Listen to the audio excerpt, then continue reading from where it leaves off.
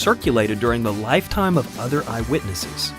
The Gospels survived the scrutiny of the thousands who saw Jesus firsthand, and yet there are no documents from that era that claim that the Gospel writers lied about what they saw.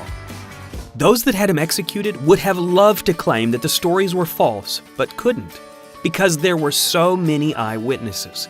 Instead, they had to claim in the Babylonian Talmud that he did his supernatural work as a sorcerer.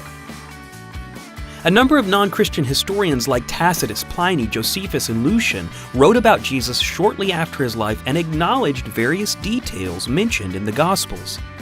Many of the events, locations, and characters in the Gospels have been historically verified and are better documented than the vast majority of events in antiquity, with around 5,000 ancient Greek manuscripts. There is yet to be found any archaeological or historical evidence that contradicts the Gospels. In fact, the Gospels and Acts have predicted the location of a number of sites before they were discovered, such as the Pool of Bethesda, Siloam, Phrygia, Nazareth, and many more.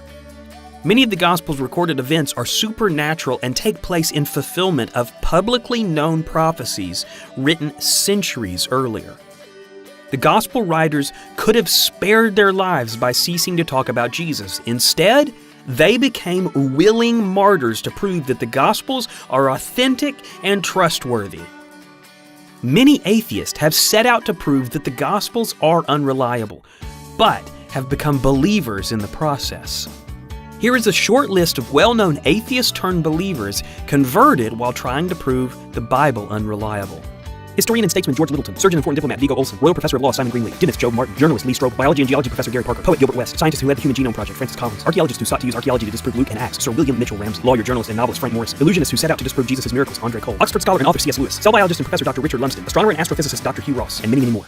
After intensive research of the Gospels, these honest scientists, doctors, professors, lawyers, diplomats, and writers put away their religious prejudice and admitted that they had been wrong.